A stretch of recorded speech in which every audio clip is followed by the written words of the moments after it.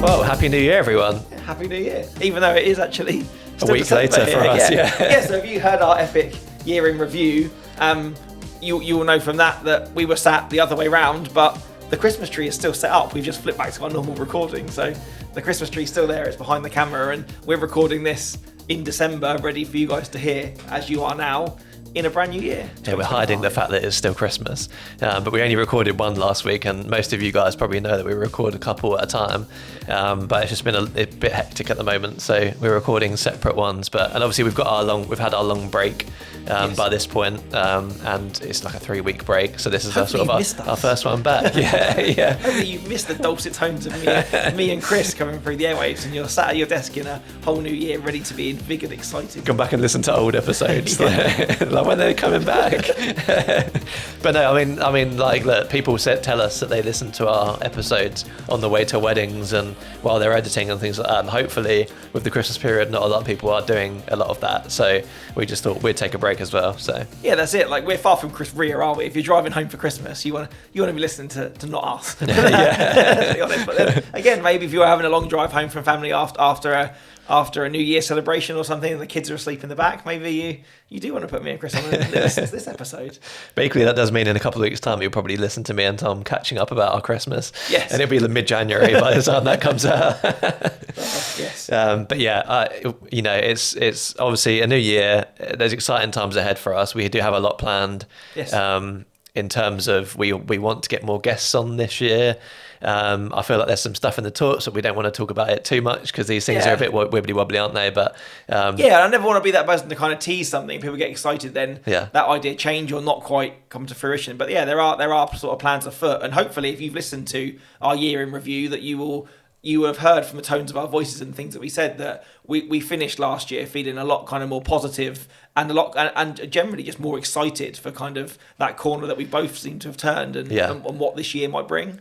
Yeah, it's quite exciting really to think about what might happen at the end of 2025, even though it's only the beginning. But already, you think if we did 23 episodes last year, if we can, since we're starting literally at 2 days into the new year this year, if we can keep every 2 weeks after that, there's no reason that we couldn't get another 25 episodes in this year, which means then that we'll be almost at episode 70 by the time that we finish this year. Episode 50 is on the horizon as well. It is, so we already need to have plans for that. Yeah. Like I've been saying since we started this thing, or we got to episode 10, I was like, episode 50... like, we need to do something. I mean, there's plenty of whiskey in here, isn't there? You could have do you remember who was it? Someone used to do a drunk cast.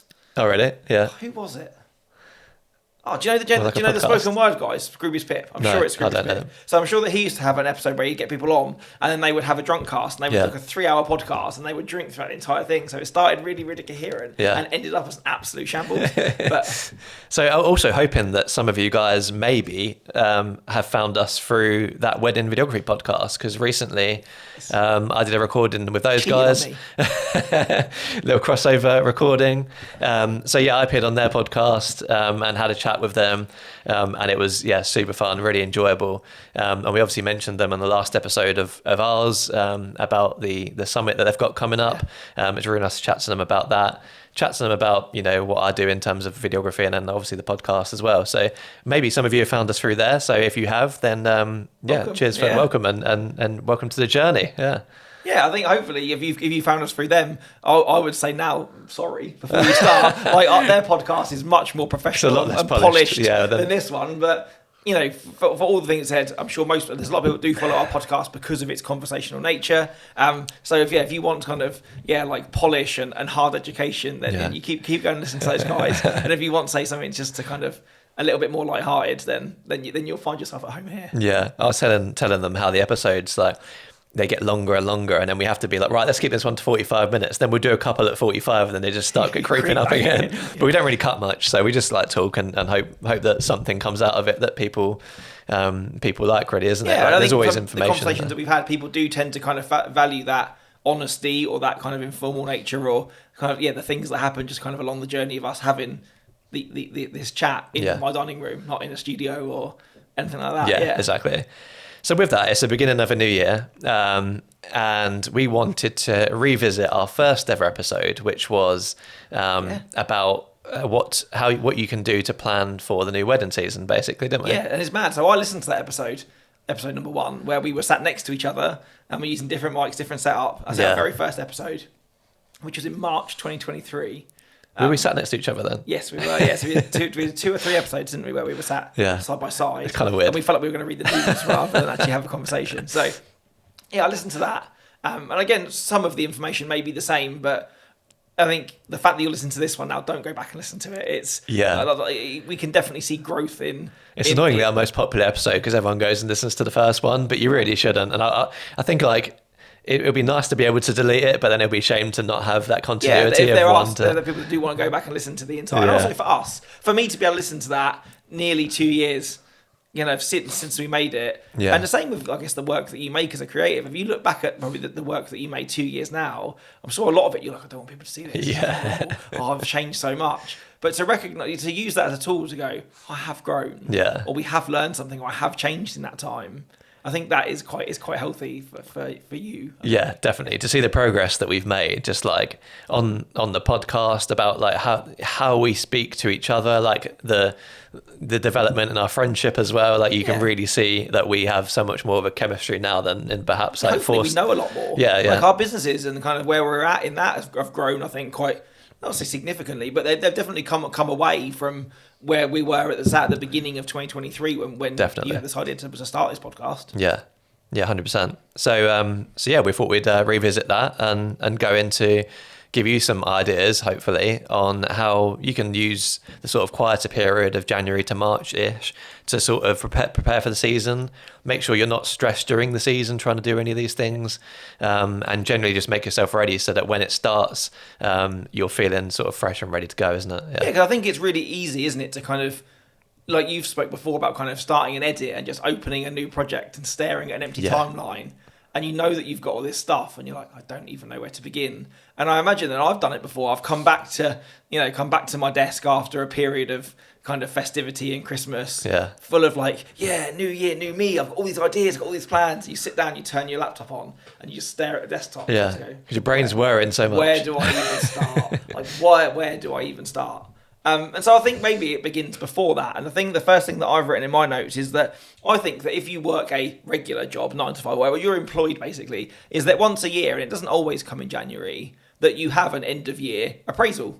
Yeah. Where you sit down with your manager or your boss or whoever that you report into, and you kind of look over your performance in the year, the achievements that you've had in that year kind of professionally. You've probably set some goals at last year's appraisal to kind of see, to kind of map your growth through that year with the company. And I think you should do that for yourself. Obviously, we set goals, didn't we, quite publicly on our last episode. Yeah. And I'm sure we've probably got a couple more of those kind of within our own businesses anyway. Yeah, sure. That we try and do. And so I think that's probably a good place to do that, even if you just sit there with kind of a piece of paper or an empty note on your phone and kind of, list some of the things that, maybe you did turn a corner or you changed style or you did something which was a real big win that you want to continue this year, or maybe you had the same complaint 2 or 3 times from different couples. So there's things that already you need to know that you address. Yeah. And I think that by doing that appraisal, that will probably that will form kind of quite a nice to-do list or a list of actionable things then for you to kind of set to work with. Yeah, I have a notepad, and every January I sort of go to like a cafe just somewhere like where I can be a little bit more mindful and just like think and just put in last year, what went well, what I enjoyed, what I didn't enjoy. And then in both personal life and business, to be fair as well, like I think about, what I've done in my personal life and what I'd like to do, like picking up hobbies and things like that. And then it goes on to like the goals for the next year, and like you sort of must have goals, should have, and then will be nice to have. I sort of separate it into like the 3 different categories. So that if I, set like a big goal that I might not do, I'm not necessarily looking at the end of the year like, I didn't do it, because it's in the nice to haves anyway, as long as I've done the must haves. It's almost the dream zone, isn't it? Like this is this stuff needs to happen. Yeah. And then the other stuff is how awesome would it be if that could happen? Exactly. Yeah. But that's and that notepad has the last few years worth of those in there, so you can track progress. For that. Yeah. That's cool. Yeah. So yeah, that kind of thing is quite nice, and obviously it's great to look back. We did that in the last episode. If you haven't listened to it, we look back at the year, sort of what went well, what we could improve on, and set goals. So yeah, definitely start with doing that and think about, look at what you've got in terms of your brand, your website, your brochure, and if you're thinking, I've got lots of inquiries, but they're all ghosting me. Obviously, that's the thing. We know that happens. Yeah. But see if there's something in that process that can be improved or changed. For me, it's my brochure at the moment. I updated my website May last year, and my brochure didn't update with it. So my brochure has different fonts, different colours, everything. Like it's completely there's a disconnect there already. Yeah. And I think that's some of it, isn't it? Is that you kind of need to have that idea of, you can look through this and go, what is that? Or also, not only just looking to kind of into yourself, is that if you want to be super critical, is look at the weddings that you did last year. There's probably some that stand out for the right reasons already, or you go, do you know what, that for some reason that couple I really, really connected with, or that couple I really didn't. And it might be that the branding that you've been marketing with over the last year or so, there's actually now that's evolved, that ideal client. So I kind of think that's another good thing to kind of have a look at in the year, is to make sure that the work that you have got, or the things that you're saying in your copy, they do still align with where you want that journey to go. But without doing that exercise, you don't really know what that journey looks like, or you don't know who those people are if you haven't taken that time at the beginning of the year to make sure that you're still on the right path. Yeah, 100%. And by now you'll have a few weddings in for next year anyway. Yeah. Whether it's a half or a third or whatever you've got right now, look at those and think, are these the weddings? Am I booking the weddings that I want?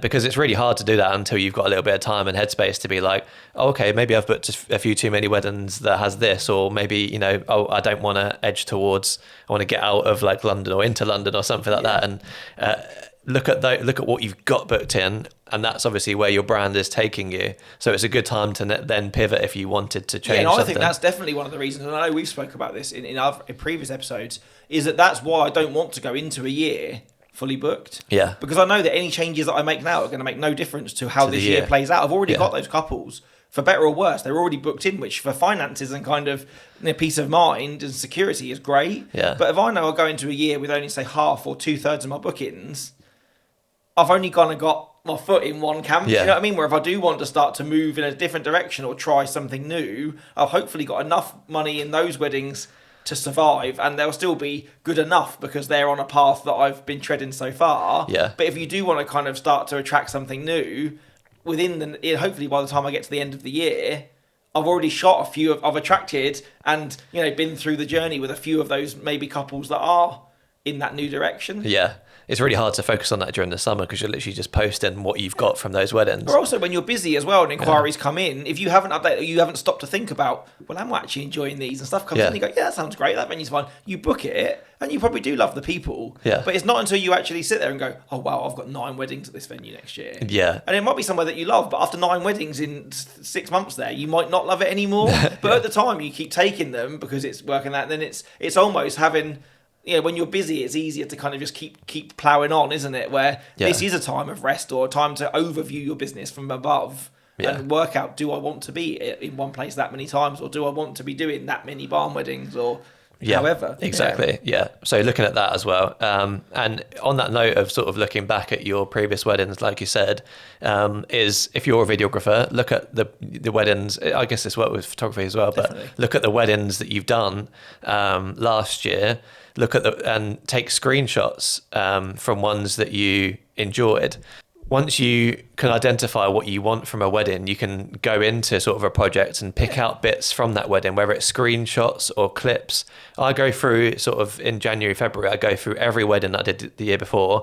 I pick out loads of clips and they all go into a folder so that if I want to make any show reels for anything or any reels like these are our best aisle walks or these are our best confetti shots, then I know that I've got all of that in a folder. And it's something, isn't it, you've spoken about in the past, that sometimes with marketing, that as a videographer, you say it's harder because you feel as a photographer, there might be a wedding which as a whole wasn't maybe the most on brand, but there might be a certain detail or a certain element of that day which I could use as a still to elaborate, say, an aisle walk or a confetti. Yeah. Where if you're, just taking screenshots or a single clip, that you kind of get that flexibility back because you're not showing whole films. And again, if you're a photographer, exactly the same. I think you should look through that folder or that bank of images that you've got, which are either that form your portfolio or that's kind of your pool of marketing material. And I think you should always have a folder which kind of has your marketing pool in it, so you're not having to go back. Yep. Oh, what wedding was that did this in? And that's when you should be doing this at the start of the year, is almost clearing out stuff which is not on brand anymore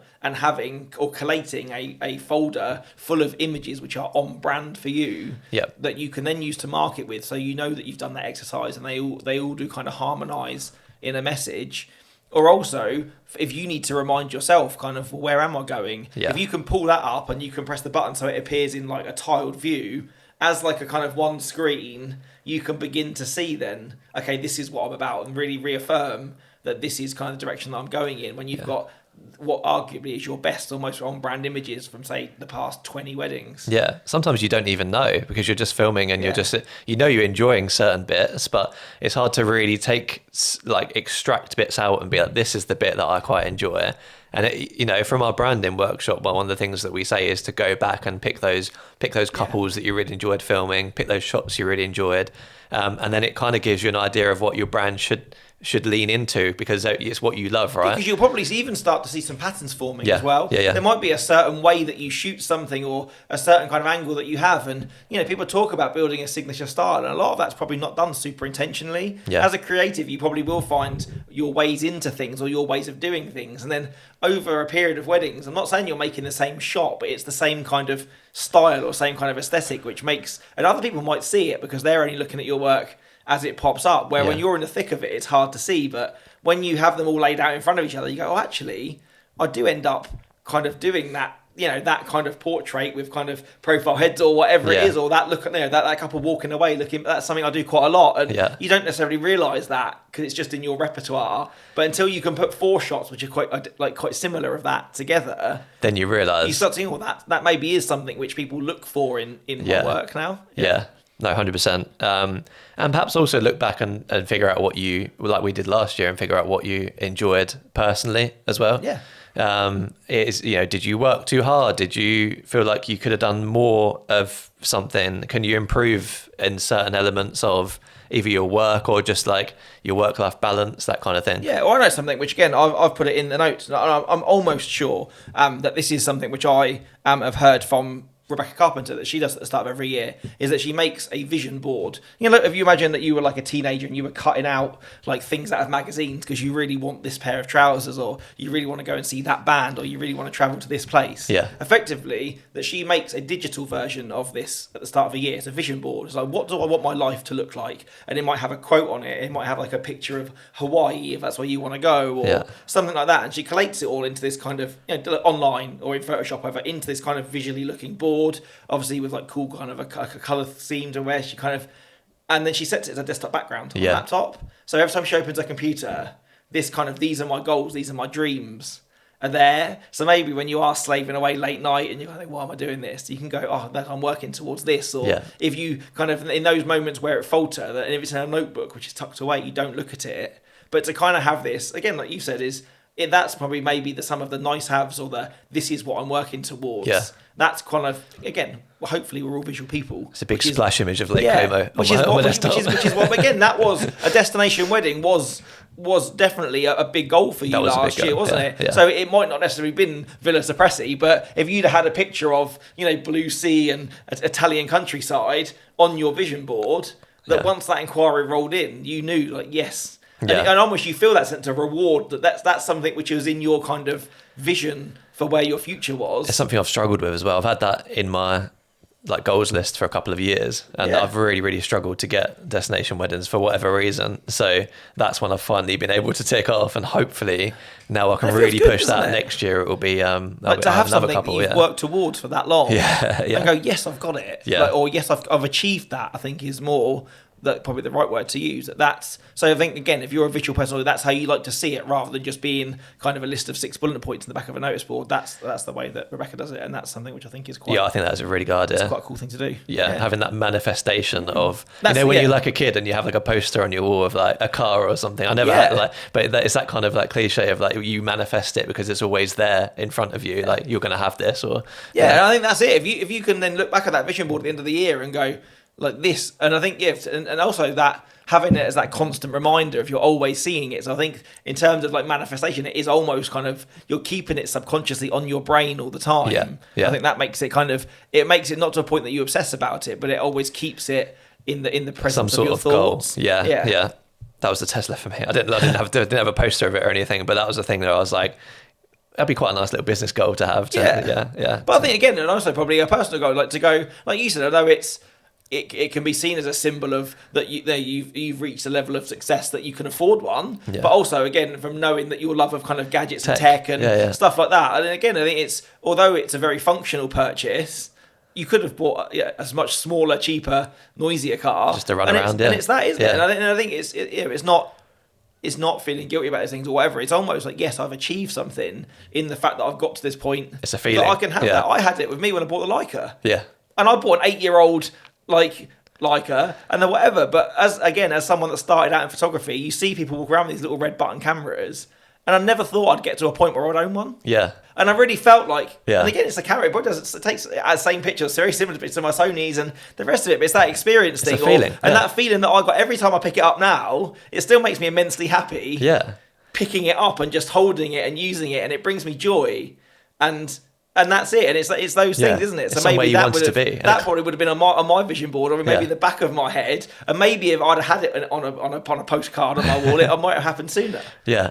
100%. So those sort of things, even though we're talking about like material things, it might be something else. But at the end of the day, it's a goal that you can have that once you get to it, it's a feeling. Every time you pick up that Leica now, it reminds you of the success that you've had in your business. Or it might be something as simple as, again, like we're not parents, but if that could be, do you know what? Like I've got 2 cats. I've got a new dog. Actually asleep at the moment. But it's that, isn't it? Do you know what? I end up missing the summer or a large chunk of the summer holidays with my family because I'm at weddings. Yeah. That for you to be able to get to a point where you can book enough work in and around that you could afford to say, I'm not working in August. Yeah. That would be a huge achievement. Yeah. And it's nothing to do with how much something costs or a materialistic object, but to be able to say, I can spend the whole of that week away from my desk. Yeah. Or the whole of that month away from my desk, just enjoying family time. Yeah, it's something or that's a moment. That's a reason to manifest something in itself, I think. Yeah, and whatever it is, whether you buy that product or get that holiday or take that month off, it makes you feel so achieved because you've done that thing that you wanted to do. And that's the wonderful thing is about running your own business, is that you are really at the control of your own destiny. Yeah. Like you give yourself that bonus, don't you, or that day off that you'd have to get if you were in a regular job. They come along and go, oh, you've done really well. And I think maybe as the nature of maybe just British people, or just as we are as self-employed people in general, is you always kind of feel that maybe you're always not doing enough, or you focus on all the things that you're not doing, but to have something to kind of give yourself that pat on the back and go, yeah, you've achieved this. Yeah, it's nice to have that kind of mindfulness there for that. I wonder how people do it sometimes when I listen to podcasts and they're like, really successful business people or whatever, and they say, I've not been on holiday in 20 years. I'm like, but so you're a successful business person, but you've not done anything to like reap the rewards or enjoy yourself. Does that make sense? I think you've got almost, again, it's looking above, isn't it? And we spoke about this in the review episode, is that I genuinely do love my job. So if people say to me, oh, I am living the dream, being able to do this, but in some ways that can be the greatest peril sometimes, is that because taking time off, you're taking time away from something that you love, but then I love lots of other things in my life which are away from photography. And we spoke about, again, like, you don't need to tell us about holidays, but how much they feed your soul and your inspiration and what that allows you to bring back to your work because you've enriched yourself in other ways, whether it is travel or it is, just a trip to an art gallery or, even like sitting on the sofa and watching a cool TV series or something. It's all those things. It is all self-serving. Remembering yourself outside of the whole job thing, even if you do really enjoy it. So in terms of looking forward then, I just wanted to summarise a little point that we'd made, which is it might be that you're in January right now, or if you're listening to this in February, or you're thinking of like what you're going to do for this year to prepare for the season, but you're also thinking, I've got this backlog, I need to do that first. I'm going to spend the whole of January finishing my backlog, and then I'm going to take a break in February and get to it in March. I think what we've kind of said is that try and now pace yourself and separate that backlog that you've got from your future work, because if you crack on with your backlog now, and let's say it takes 2 months and you've got, it's mid-February before you've even finished, you've not got long before the next season then to shape that brand and improve that, those behind the scenes processes. And perhaps that means that your business is gonna probably grow slower, and you're not gonna see the results as quickly. So rather than, smashing out all the edits for a month and then get into it, try now to separate that time. Maybe do half a day of edits and half a day of I'm going to work on my website or my workflow, that kind of thing. Right? And I think that's hugely important, particularly, and I'd like to say, like when you came in even today, and I know we are doing this the other side of Christmas, so a few weeks kind of before you're hearing it. But like you said, I'm nowhere near as up to speed as I want to be. Yeah. And yes, you always want to be giving a good service to your clients. You want to get them their films back. But if taking that time and your head is still so much in last year, so you're not looking at the future, that's going to damage you for a lot longer going forward than it is giving a couple their film 2 weeks after. Yeah. Than you could have done if you'd ploughed on with it. And like you said, I think I know when we did that very first episode, or you spoke in other end of years, of sometimes if you do just kind of bury yourself in the end of last year's edits, which are probably rainier, but they're not your best weddings of the year. Yeah. You're almost setting yourself up to feel negative. Yeah. Where if you're doing kind of, say, spending a morning going, I'm just going to do a multicam for that, and then I'm going to spend the afternoon planning my future, you kind of finish that day on a high more. Gives inspiration. Or you kind of feel that you're not just head down in an editing cave and you're stuck in last year whilst, you finish work and you scroll on Instagram and everyone's like, oh, new year, new me, or there's, what are you planning for this year? And you're like, well, I'm still wedding a November wedding. Yeah. Like, it's really hard to kind of get yourself motivated. So I think, definitely is that, although maybe in logic, when you've got these deadlines looming over you that you think, I just need to get that finished before I can even think about anything else, is that you definitely don't. The amount of times I'd release my previous year in review video, or like it used to be a show reel, but now it's more like a reel. I'd release it in like March because that was the time where I'd finished all my edits. I was like, right, now it's time to do a show reel from last year, and everyone's already done theirs in December. So you completely missed that. And really, as well, I think if we're probably brutally honest, like you spoke about this, is that most of what you show, you don't really show dark or rainy weddings. Yeah. Most of what you want, like that. Let's be honest, that best of a year is as much to market. Yeah. How good you were over the year, as much as it is to kind of gratify you that you. And most of it we've discussed is probably coming in like May, June because of the weather. And so the bulk of the clips that are in that reel are probably stuff you've already edited. Yeah. So you could even just cherry pick literally a clip or two. How much from December is going to be in there? Best bits from those Christmassy weddings. Yeah. To make that reel, and then then that whilst you're sat there editing that full Christmas wedding, that reel is out there being seen by new pairs of eyes that will want to book you for their summer wedding. Yeah. And go forward. So it's kind of doing those jobs that you can already then can be out there sowing seeds and put into work whilst you're behind the scenes. Yeah. Because you need to be visible at that time of year, I think. And having that on there, obviously it's going to be your best stuff, your most on-brand stuff, and it's going to be pretty top of your Instagram. So if couples that are getting engaged between like the Christmas and the Valentine's period, that's one of the first things they're going to see. Especially when it says the word best of, or and you round up and they're saying, okay, well this is the best that this person's got. Yeah. Let me see it. Yeah. Or if all your other peers have posted theirs and you're still planning away on your edits, they're not seeing you. Yeah. And I think I haven't put this actually, but it's just made me think that curating your Instagram you can much more easily do that between January to March, April, because you're not just posting what you've just filmed. You then now have a choice of what you post.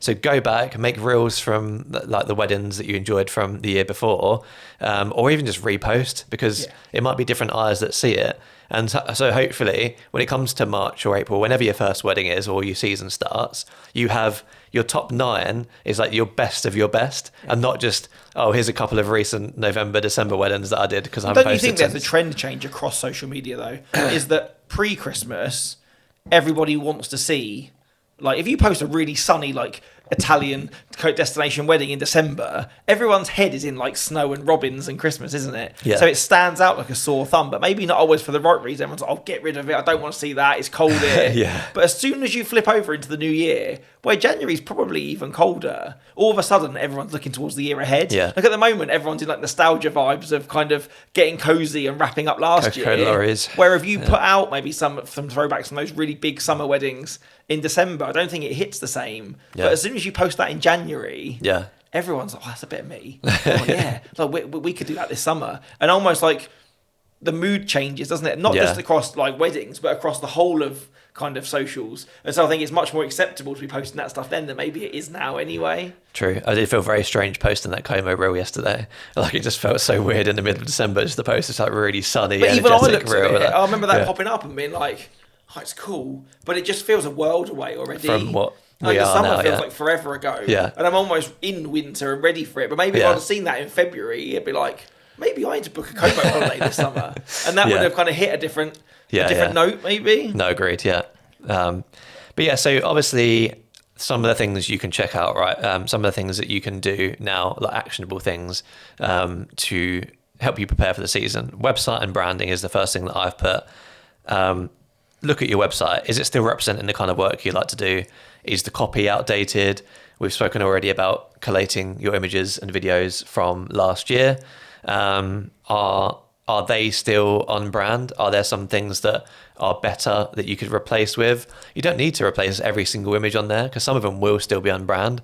But is there something in there that's maybe given the wrong impression that you would like to take out? Like, for me, I don't do too many church weddings. So if I, but sometimes if a couple is particularly on brand, then I might put that in there and then I'll just replace it once a better one comes along where it's not a church wedding. Yeah, I think that's what I've written for my notes as well below that. It's just don't redo if refining will work. Yeah. Because I think it's really easy to sit there and be, I need a new website. I need to do this. I need to start again. And just kind of almost, again, stare at that blank kind of page and think that you need an entirely new brand, a new logo, new colours, new work. Yeah. Where, again, the stuff that you've got is probably serving you to a degree, but it might be that really cool sparkler shot, which is on your website, is 2 years old, and you shot a much better, almost updated version of that, or something which is more in your current style this year. So it's just a case of you just swap them over, and you almost are just giving it a spring clean and a spruce up that you don't need to literally tear your website down and start afresh. And I'm sure that there's some SEO people out there who will tell me that's probably actually counterproductive to do if you're trying to be seen, is to start again. But just cases, I think just refining will work, or just go through and like you said, maybe I don't want that anymore, but I want that. Or do you know what? This copy is kind of leading people one way where that actually maybe is a little bit anti now the way that I work. So I need to update that copy to reflect more of what I've done. And also I think this is something I've just thought of, is that if you've got any of those like niggly bits of specific copy, like I go into a lot of photographers' websites that we looked at, ready for the branding marketing, they have this like, I'm a 37-year-old doing this, or I've been to this many countries, I've shot this many weddings, and then you realise it hasn't been updated in like a year. Yeah. And it's like, well, I know that you used to be saying that 2 years ago that I'm still this age, or you go onto your pricing page and it's like now 2023 prices. Like 2024 dates still available. Like, well, they probably are because they've been and gone. and then I think it's little things like that people then would look at your site and go, when did the last person touch it? Yeah. They're still going. Alarm bells. Yeah. And so sometimes it's little things like that, which for you, because you just forgot that it was even there, it's just give those things a little update. Or do you know what? In my package, I'm still saying that I'm offering USBs, and no one has a USB port anymore. Or is that something I still want to do? And it's just those little bits of refine. Or actually, I stopped delivering prints with that package a while ago, but the thing still says that I do. And you're going to get caught out by sometimes a little bit of copy that you wrote a year ago. Yeah, a lot of things that we're going to mention, most of you probably already have: website, brochures, Student Ninja workflows, all of that kind of, or like just customer experience workflows. You probably already got it, and you don't need to, like Tom says, go in, just erase everything and start again. I'm going to create a whole new email chain that's going to go out. Like you said, your brochure needs work, but the bones of your brochure will probably stay fairly the same. The text is pretty similar. It'll just be, okay, that's the old logo, swap that with the new logo. Like, that image now is not one of my core branding images for the cover, but this one is. Yeah. And it's almost, so and it becomes a much more manageable task, that when you're not just starting completely from afresh, it's just, you can see results or quite a marked difference, probably within the space of an hour or two. Yeah, at the moment I'm just adjusting fonts on my website because I'm still quite happy with it, obviously, because it was less than a year ago. But I'm just trying to adjust it so it just looks slightly more aesthetically pleasing in certain ways, where I might have sort of updated things as the year went along and it just sort of got more and more crowded and just and then it is. I think once you get to that level, isn't it? And especially from people that have done 2 branding and marketing workshops, is that we became really quite militant with people, didn't we? With fonts about kind of, that font's a slightly different weight to that one, or that one carries a different size to that. And if you haven't got your clear headers and body fonts and maybe an accent, it's like if you've got some other font that creeps in somewhere, it's just that that's kind of real nitpicky refinement, isn't it? But it's that sort of stuff that that if it's not got to by March, it's not getting done again till you look at it again next year. 100%. And again, like websites something really hard to do when you're sort of in the midst of wedding season. And if you look at your website and you're like, oh my God, my portfolio is out of date, but I need to edit, I've got editing to do, so I don't want to update it. Before you know it, it's January again and your portfolio 2 years out of date. And if you're worried then that you're not receiving inquiries and people are looking at old work and everybody else has updated theirs and theirs seems much more, like I say, they look like they've grown in much bigger strides than you have. And it might not be true. It's just you haven't communicated that by updating to nearest work, or even something else, which I see a lot, is that people are really good at updating their Instagram and all their current work is on Instagram. Yeah. And then you flick back to the website and that's the work that you were making 2 years ago. Yeah. And that's the bit really that should be sealing the deal for that booking. And they're going, I'm not even sure these are the same photographer. Yeah. And then it sets doubt in people's mind, isn't it? So it's almost that if you are going to use Instagram particularly, or as a social media to kind of funnel people towards the site, they need to kind of look the same, don't they? Or people feel that they are in the same place. Also, Google really likes you to update your website and add new things, and that really does help with the SEO just to sort of add a few new fresh touches to it. So that is a good tip. And then your Student Ninja workflow, let's go into like a CRM workflow.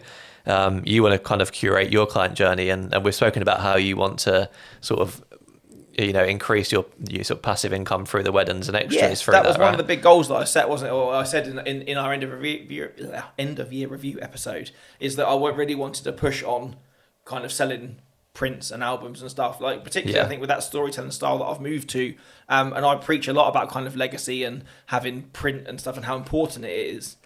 And also I use PickTime, which have a simple sales system, kind of a set of workflow already pre-populated to sell prints and have offers and stuff like that. Yeah. But because then you have to go through and probably change about 6 to 8 emails to reword them so they're all in your voice. I never got around to it last year. Yeah. So then I was like, well, I don't just want to click this thing on, because if it starts firing emails to my clients that I don't even know are being sent or they're not in my voice, well, they've already ordered that could be more damaging. Yeah. So I just left it. And then a whole year went by. And last year I probably only made a few £100 in sales on there, where I know of other photographers that have seen a few £1,000 in sales. Because if I've had 35 weddings and I can sell a handful of prints to 2 people from that wedding every time, and say 10 of those people order an album, that's a huge chunk of income which I know I've left on the table by not doing probably what equates to not even a day's work of rewording some emails. So that's one of the big ones for me to get to this year. And also, again, my Studio Ninja workflow. I have a set workflow that goes, and we did a whole episode on CRMs, didn't we? From kind of, taking in that inquiry on your website to the day that couple leave you with their gallery at the other end.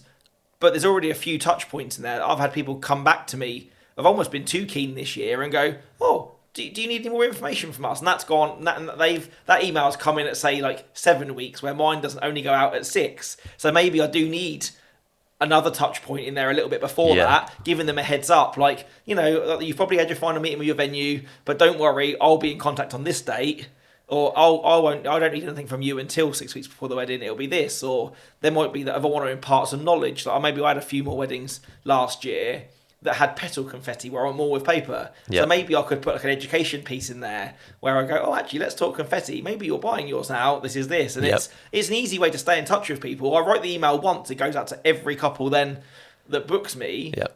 And it's that sort of stuff, which in the middle of the season, I would go, oh, damn it, I'll just reply to them now. And I'd probably go, oh, damn it, I'll reply to them now like 5 or 6 times for different couples. So if I could just make that change at the beginning of the year, hopefully it's an issue I won't encounter then later in the season. Yeah, exactly. It's about a more efficient workflow.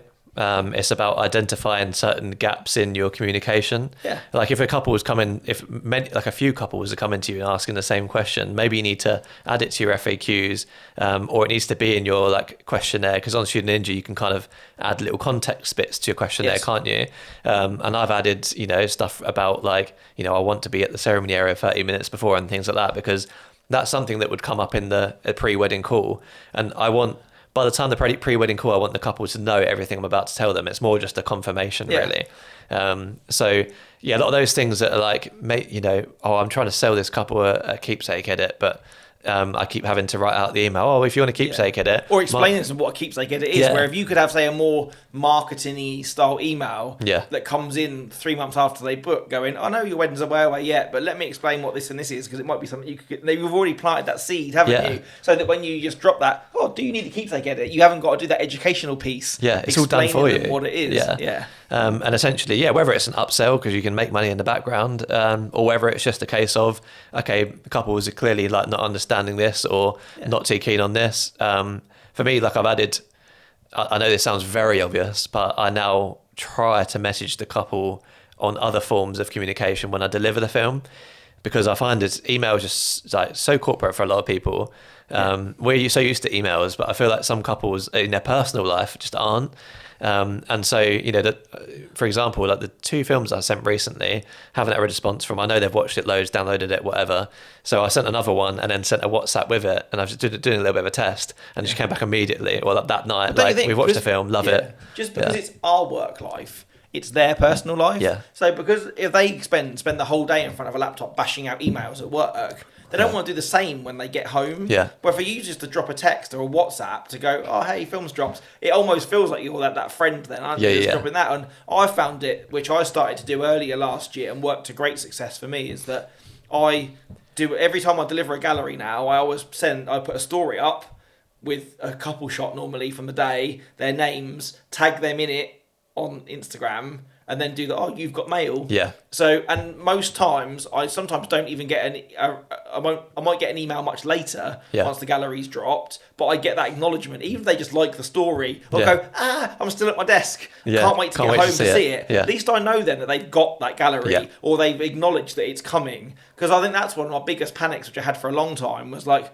I don't want to feel like I've sent something and they just be tumbleweeds. Yeah. And then I'm sat there going, I hope they love it, I hope they love it, I hope they love it. And find out they've not even seen it. Yeah. Because they've gone away for the weekend and not even thought to check their email. Yeah. At least you know they're expecting it, because they will go home and they'll check their email and it'll be there. Yeah, you're almost funneling them towards the email, which you want, because that's how you can, if you send it from VidFlow or PicTime or whatever, you can make that the really branded, curated thing. Yeah. But just like say to pop up on other avenues, or even something I think that I don't do at the moment, which is definitely something which I'm looking towards, is in my initial email at the moment, or my initial inquiry form, I only ask for an email address, I don't ask for a contact number. Okay. I know a lot of people, it's really obvious, and some people do that whole text upon inquiry thing, but I never have. I've only ever taken a contact number off somebody once they come to book, and I think you should do it. Which you say is a really obvious thing, but again, I've just never got round to it. Right, okay. But there's been a couple of times this year where I know then that email's gone cold, or even to a point I got on a Zoom with somebody and their Zoom was playing up and they couldn't hear me or whatever, so they ended up just logging off. But then I'm trying to email them going, oh, I'm really sorry it's not working, and trying to send them an alternate link. Yeah. Where it'd have been so easy if I could have just text them and gone, let's just take this to WhatsApp. Yeah, like, WhatsApp, FaceTime. I'll video call you now and do that. So that's a big one for me, which is a really easy win. But at the time, didn't think of it. At the same time, like if you're able to form the personal relationship that you do with your couple just with the emails, then it's impressive.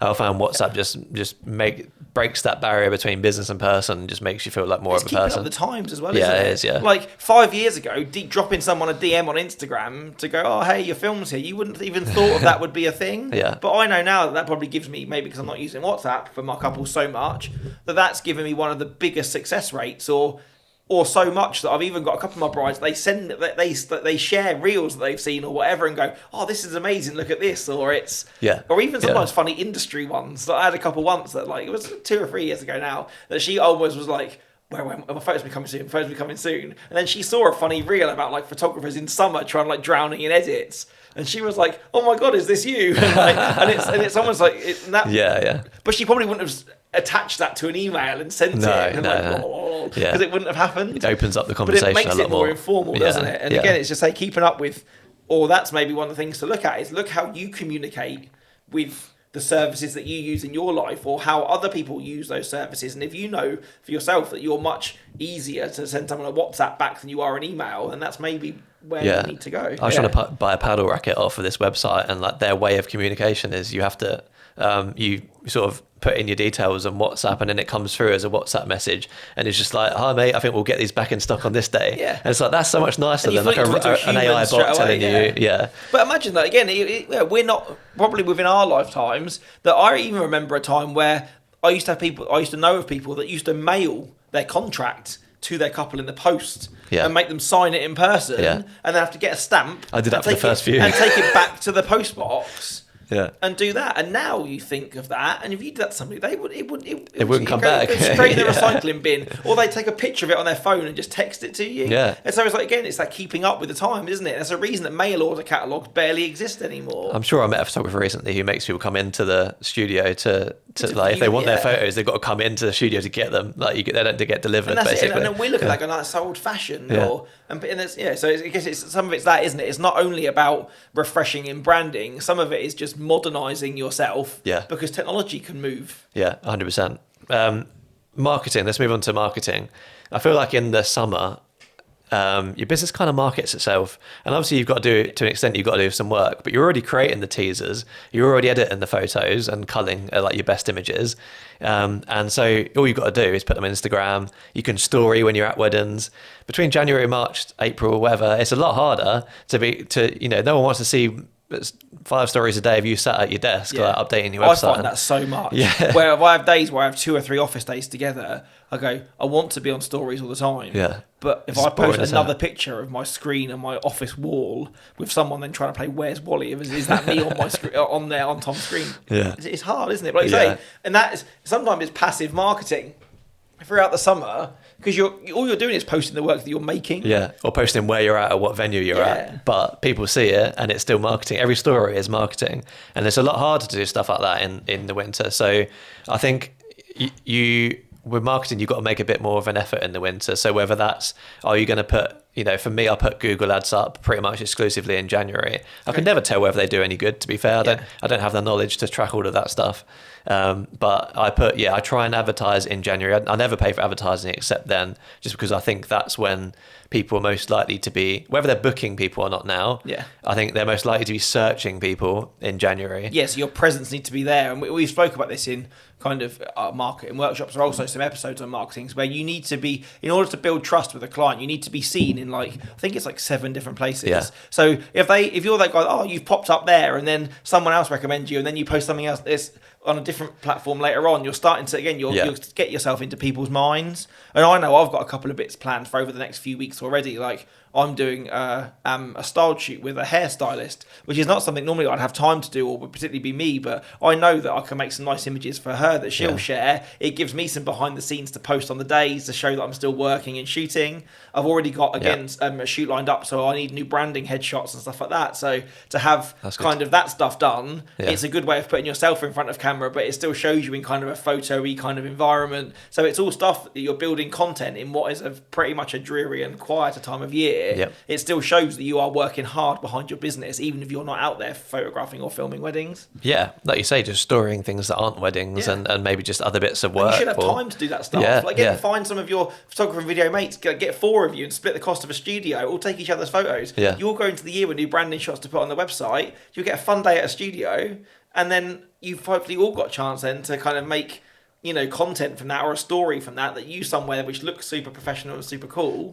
Shows that you maybe if you're there with another industry person or whatever, that people are making connections. And you have just reminded me to get branding shots. That's why I'm just my mind is whirring now. So I've already got a studio in mind on the verge of booking. So if you want to get a couple of us together, join in the fun. Oh, that could be pretty cool, to be fair. I remember I asked you to do it before, but the venue we were supposed to do it let us down, so it never ended up happening. But it's definitely something that it's, again, another thing that you could do is actually get that branding, also, those branding photos done. Funnily enough, when we went on holiday, so when was that?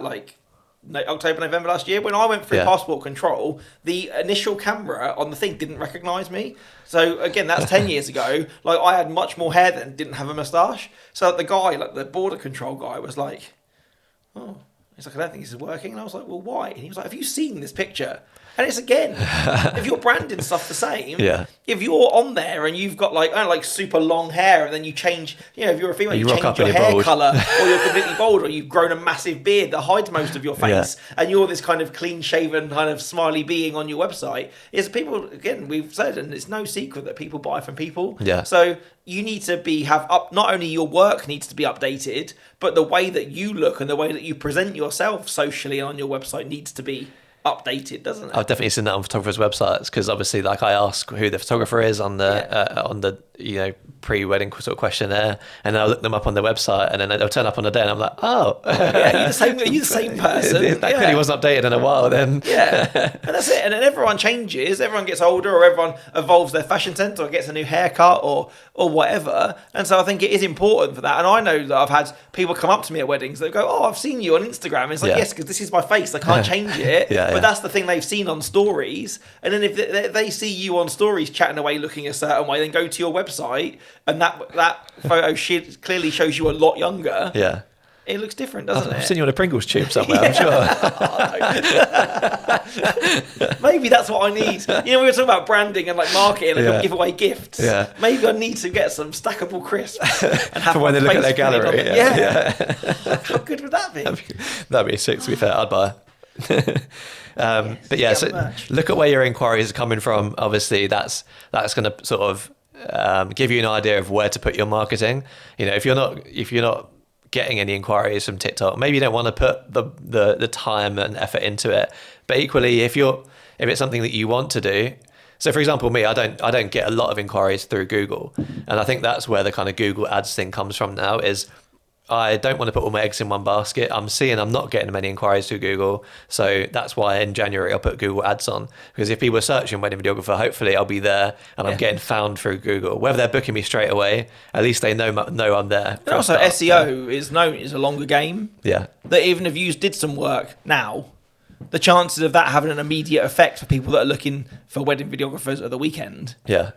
Probably you wouldn't see much change. No. But if you splash the money on a Google ad, it does boost you, doesn't it, to the top of Google in that sponsored section for a bit. So that, in some ways, it's like cheat of the system. It's just being clever with your marketing, isn't it? Where on Instagram, that if you start showing up or you start putting good content on there, you will appear in people's feeds a lot quicker than you would do by implementing some SEO changes on your website. So it's spending that thing, isn't it?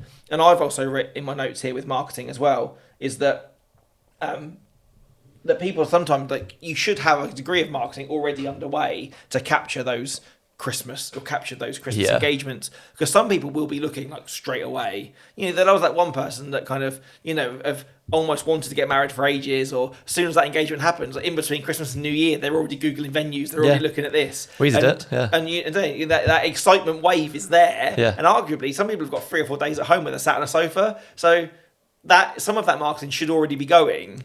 But then you also know that the next big spike of engagements is coming on Valentine's Day, which from when this goes out to when Valentine hits is like 6 weeks. Yeah. So if you can make some real strides in your marketing in the next 6 weeks, is that that all those people that get engaged on Valentine's Day are going to be looking pretty soon after, that you're already sitting yourself in a prime position to be seen with a bank of content behind you. Yeah, that's definitely the slow cooker marketing of building your TikTok and Instagram and things like that. Then there's like the instant ready meal marketing, which is paying for Meta ads and Google ads. And if you haven't started and you know that you're going to miss out on, arguably, like say between Christmas Eve and the day after Valentine's Day, nearly half of the engagements that happen in a year happen in that time. Yeah. Then that's got to be reflected in the marketing or the budgets that you're spending in marketing at this time of year. You have got to hit it hard while the market is prime for the picking, haven't you? Yeah. So you're going to start a TikTok then? I don't know. It's something I've written on my notes, and it's one of those things that obviously I've heard of other people or seen other people having good success on TikTok, and not just from dancing. I think, again, maybe because of, again, I don't say I'm old, but the age that I am, I don't use TikTok in my personal life. I'm a prolific Instagrammer. I love Instagram. I feel really comfortable on Instagram. So I think at the very least, I'm going to download TikTok, begin to see how it works, see what content is on there, look around the photography space and see what people are doing, and maybe begin to think that, knowing that, we spoke in the review, people that know my work know that it is a much more kind of, I'm finding it's a much more long form storytelling. It's not always one image that hits really hard. It's the 2 or 3 frames either side of that, where even if I could begin to build almost like a reel type thing where it shows kind of a moment on the build up and the come down, there could be some appeal to that. I think it must be really hard as photographers to get into TikTok, though. I think so. But then there are people out there having great successes with it, and not always just from doing really high energy behind the scenes. Yeah. So again, I want to have a look at it. Am I saying that I'm going to drop everything else and go hard on TikTok? Probably not. But at the same time, like we were talking a minute ago, I don't want to be that dinosaur photographer that ignores TikTok, knowing that probably the younger end of the demographic that I market to are probably using TikTok as a search engine to look for things. So if I can have some form of presence on there showing good work from the venues that I want to be working more at, on a free platform.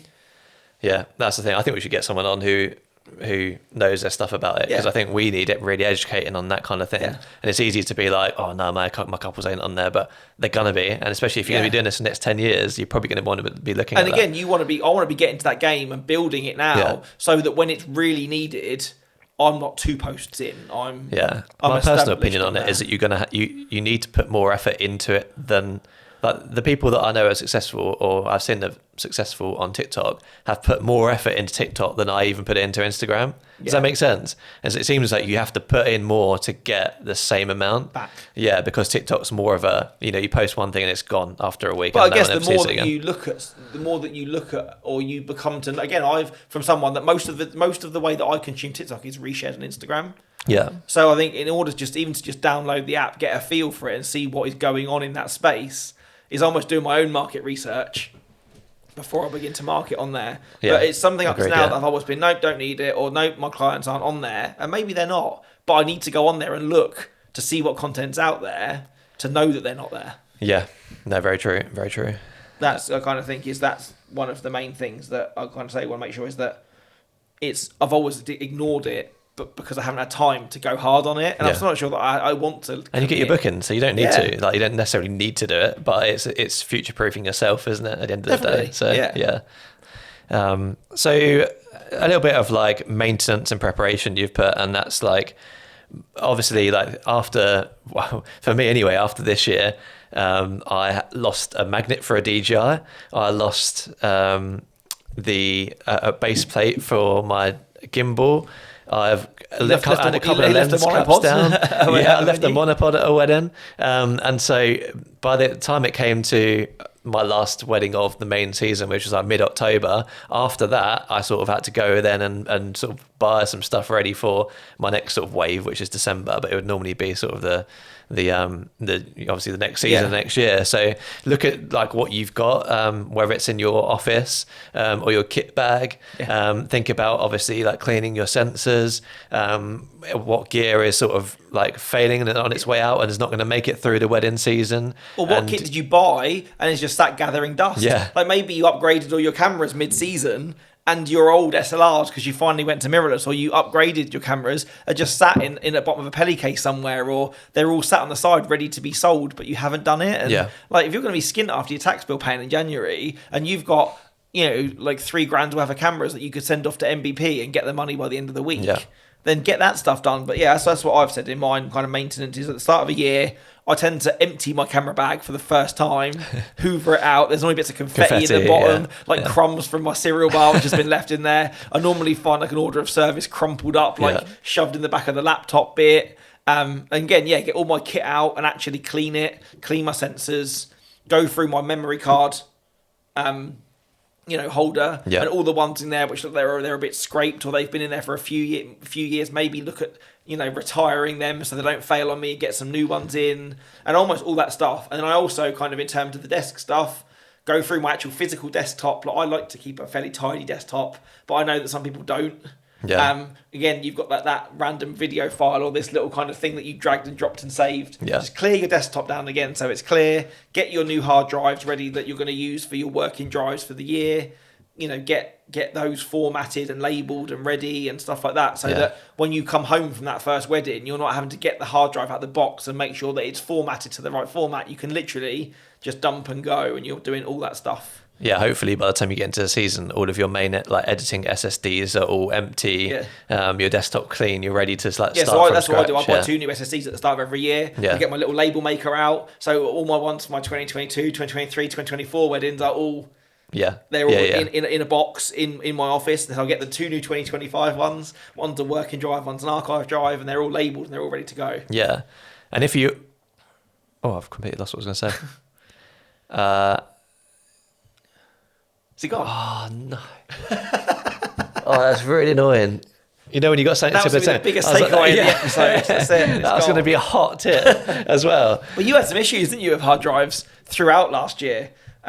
So I guess is that something you're going to keep I bought some Crucial SSDs, and they came, and I went to transfer a load of information from a wedding someone had shot for me, and it took hours, and I was there like they're like the best SSDs, like not the best, but like they're quick, and it should take minutes to transfer this SD card, not hours. So I tried the other one, that didn't work either. All three of them were dodgy, and I was like, something wrong about this. Yeah. So I had to return those, and I was like, it was mid-wedding season, and I was returning SSDs. I'd already like committed to getting stuff off of, those little plug-in drives. Yeah. Because I have an 8 terabyte plug-in drive for like all the completed projects, and I want to get everything off of hard drives now and put it even like old stuff. I want to get it off of hard drives onto SSDs. Like a proper archive. Yeah. So I have like an archive of SSDs.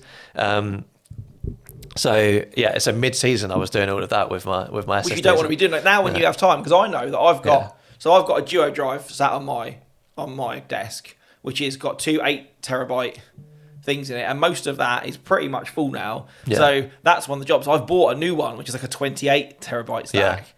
But I know that if I try and move that 8 terabytes across, it's probably going to take about 2 days to move it all. Yeah. I don't want to be doing that in wedding season, because I need to be at my computer. I can't have my computer working slow because it's doing this in the background or whatever. So that's a job which I've actively saved for now. And then I've got these piles of SSDs. But that big archive that holds like everything, that needs to be done. Yeah. I'm not sure I trust those like plug-in hard drives as much. Like, you can remove the externals from. Yeah. No, not the NAS ones. It's literally like just a big, like it's a black box hard drive, 10 terabyte one. Yeah, I used to use those, but then I think now, I did that a couple of years ago. Is that I had one which was a 4 terabyte, and then realised I could buy an SSD which was like tiny and doesn't need a plug to work and stuff. Yeah. So I now only have this big. It's a Duo enclosure, so it has a mirrored drive, so it has an 8 terabyte external drive in it and another one. Yeah. So whatever you copy to the first one, once it copies it to that drive, it automatically mirrors it in its own time. Okay. So I've just updated a new one, which has now got 28 terabytes in it. So that's cool. Because again, I've been shooting weddings 12, 13 years, plus my music and everything else. Yeah. I want that. Although I have probably all the working drives still that I used as I was working at the time, that for me is like the mothership. Yeah. Where like everything lives. That's a lot, yeah. I feel like I'm quite savage with my deleting footage. Like after 12 months, the official message is your footage is gone. What I actually do is compress it heavily and put it in. So it's like then got in 8-bit compressed. Yeah. Like it still looks great to the eye, but you couldn't grade it or whatever. Well, I guess for video it's very different. So what I always do working, and again, this is probably an episode this in itself, is that I always keep everything. So I cull my raws. I keep the cold stuff for. I only keep the stuff that I'm going to get rid of or didn't get delivered for about 6 to 8 weeks after the wedding. I think that's an acceptable window, as communicated in my contract, that up until that time, that's the time for them to come back and go, oh, actually, was this shot in there? Or did you get this photo of Nan? I remember you taking this and you didn't deliver it. Yeah. But after that gets deleted. So anything that's kept on that archive is only a set of the JPEGs that I delivered, and then all of the raw files from the stuff I delivered. So if I wanted to go back and re-edit something from 10 years ago, I could pull the raw file. Again, it's probably taken on like a cropped Nikon SLR off those first weddings that I shot on my D90. Yeah. I'm not sure, my phone has probably got a more capable sensor now than that camera. But if someone really said to me, can you pull this out? You delivered it in spot color at the time. We just like a nice flat graded version. Yeah. I could do that. Yeah. So... And that's why I keep like the files, because even though I want to tell the couple that, your footage is going to be gone, that's the official message. But if 10 years down the line something did happen to a family member or whatever, and I don't suppose you've got footage. I just think for your own preservation, like we said at the real top of the episode, to look back at work I made then, to see the growth in that is ridiculous. Yeah. Or I'd like to think that I could go back if I wanted to on the day that I stand there and have shot my 500th or my 1000th wedding and be able to show you an image from the very first wedding that I attended to where I am now, or I have all that stuff, not only for kind of legacy for my couples, but also for me as well, to kind of stand there as a body of work, like to go, this is everything that I've made. Yeah. I need to figure out where I am in terms of like the amount of weddings. It's always quite exciting to be like, oh, this is wedding 200 and this is your wedding. Yeah. I remember wedding 200. That was a couple of years ago now, so I must be on. Yeah, so you must be getting on a bit. Through, I said in the movie, I know that it stood to reason that I would have shot my 350th some point last year. Yeah. So then again, it'll only be to 2026 now that I'll probably reach 400. 500's coming. But it's nuts. It's crazy to think that we're that far in. But again, it's all that stuff. It's that stuff which takes time, and also, but stuff that you want done, so that when you do stumble in the door from a wedding late at night, you're not having to worry about where's the working drive for this, or I'll chuck that on that hard drive because there's room on there. Like you kind of get all those folders and files. And again, if you're somebody which uses a new catalog for every year in Lightroom rather than one for every wedding, make sure that you've got that catalog built. Yeah. And so you're just dropping into it. When you come home, you're not having to stop and do that stuff then. Yeah.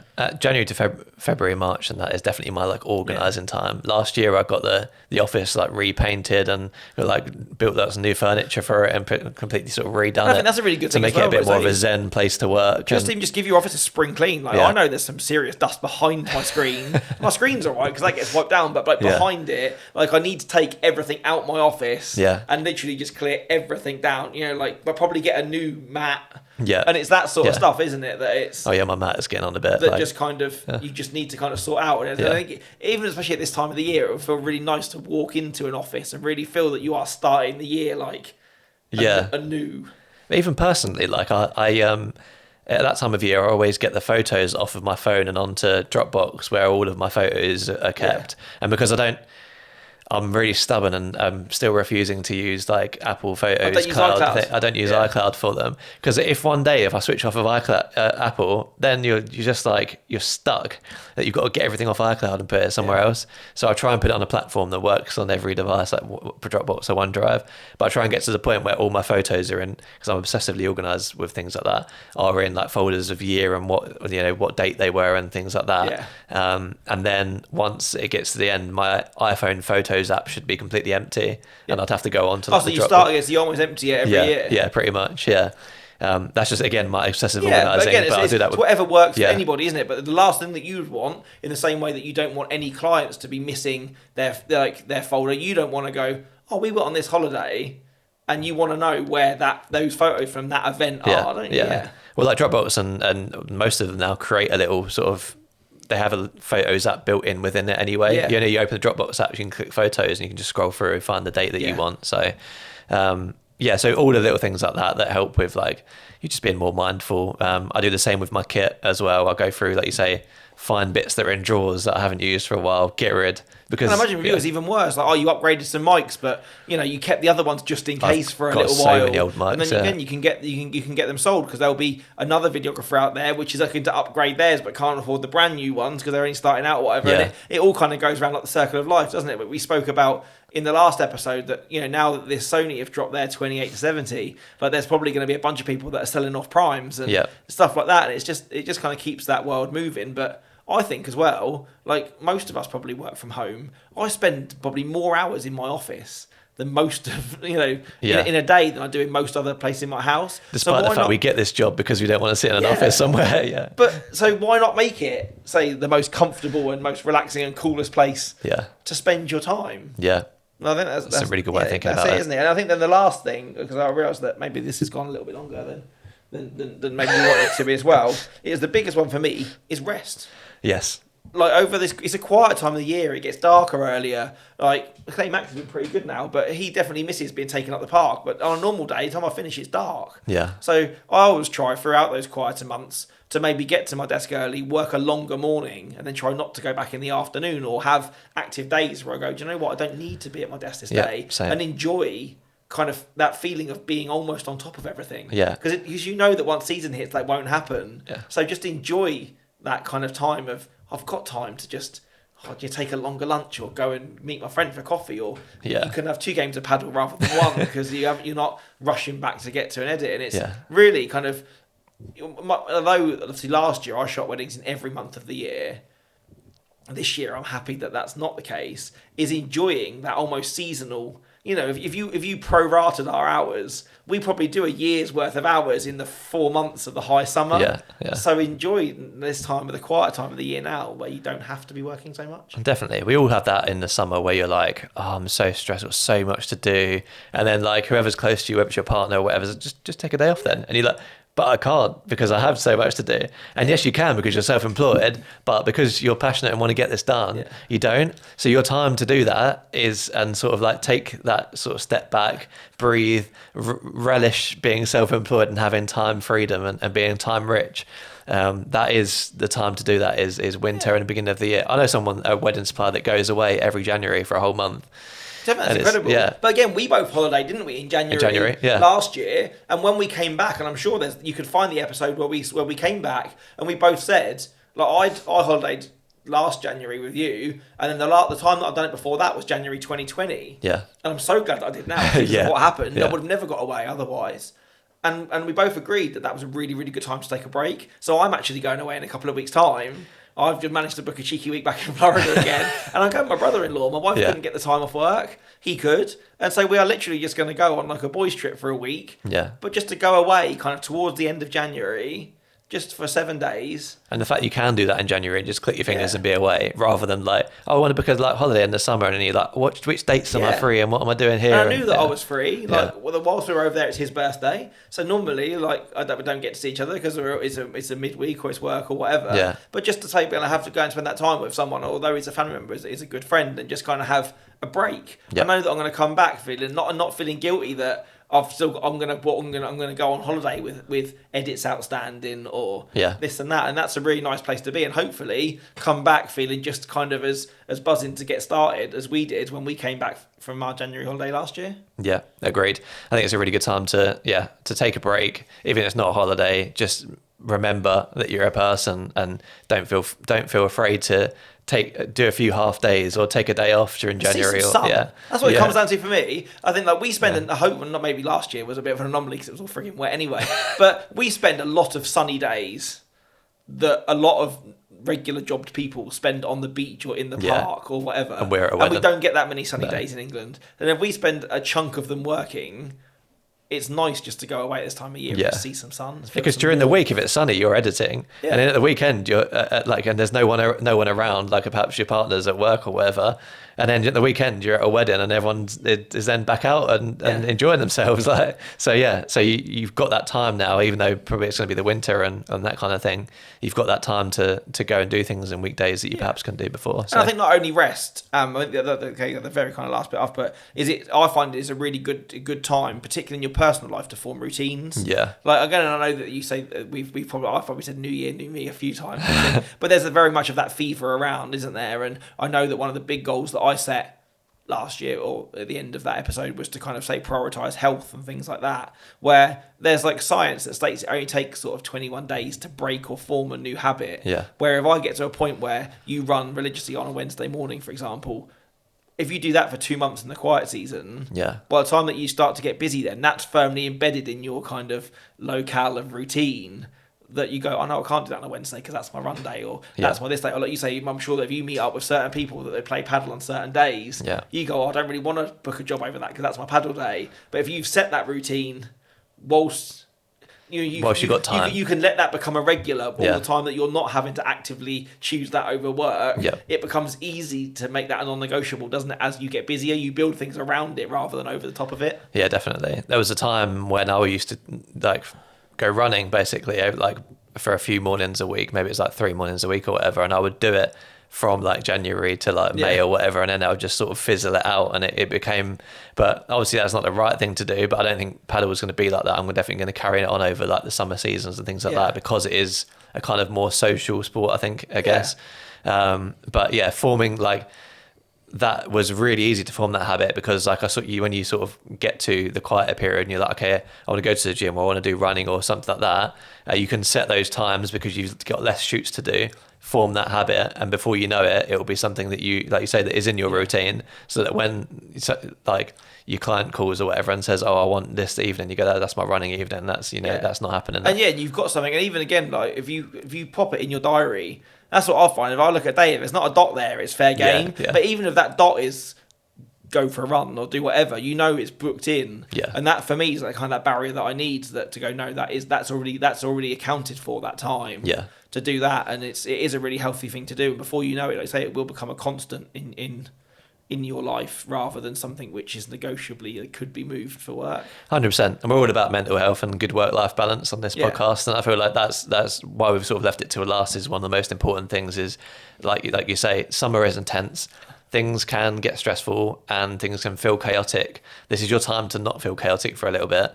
I know I made the mistake last year of starting to re-edit my whole website in May, which was stupid. But I mean, I'm glad I did it now. But like that meant I went into my first wedding, literally like transferred it onto a hard drive, then forgot about it for a couple of weeks while I carried on redoing my website. Don't do that. Like, make sure you get stuff done early, and rest. So that the idea is you turn up to that first wedding absolutely pumped, relaxed, ready to go. And I think as well, it's that kind of whole like absence makes the heart grow fonder. The fact that you had a period off of weddings, whilst I always found that probably I'm most nervous at that first wedding of the year, but I'm probably also the most inspired and excited to get back to it. And I always kind of feel that kind of like sense of rush like wash over me as I walk through the door into the venue or into prep on that first wedding, and it's like, it's good to be back. Yeah. Like, but I only feel like that because I feel well rested and I'm eager to get something to shoot, something to edit again, or those bits of learning that I've done. I'm ready to apply the stuff that I've kind of been enriched by in a quieter season. But again, it's like footballers, isn't it? They couldn't play at the intensity or the schedule that they do if the season is never ending. Yeah. And ours is the same, is that you need to have that period of kind of away to rebuild and prepare to perform at your peak. I love that feeling when you get back and it's your first wedding of the year and it's like a nice sunny day or something, and you're like, right, I'm ready to crack on. Like, bring it on, It always makes you think of mid-July. And I almost feel that you've missed it as well. Yeah. It always makes you think of like mid-July or mid-August, and I think, what am I going to be feeling in mid-August? You know what I mean? But again, maybe if you can get to that point where you're practicing that kind of mindfulness and that balance. So there's a nice even... it's kind of... or you've done a lot of these tasks in the off-season that you're not having to then start to rebuild your whole website, is that everything's in order so that kind of well-oiled machine is fully flowing by the time that you hit the peak time. And all you've got to do is film and edit. Just let it perform. Yeah. Amazing. I think it's been a good again, episode. Don't go back and listen to number one. I listened to it before. This is much better. I'd like to think this is it's quite a bit longer, but much more detailed, much more flowy, and a much more marked improvement. But yeah, hopefully it's been helpful to you guys. Obviously, if you've got any questions or anything, obviously drop us a message. We're always around on Instagram.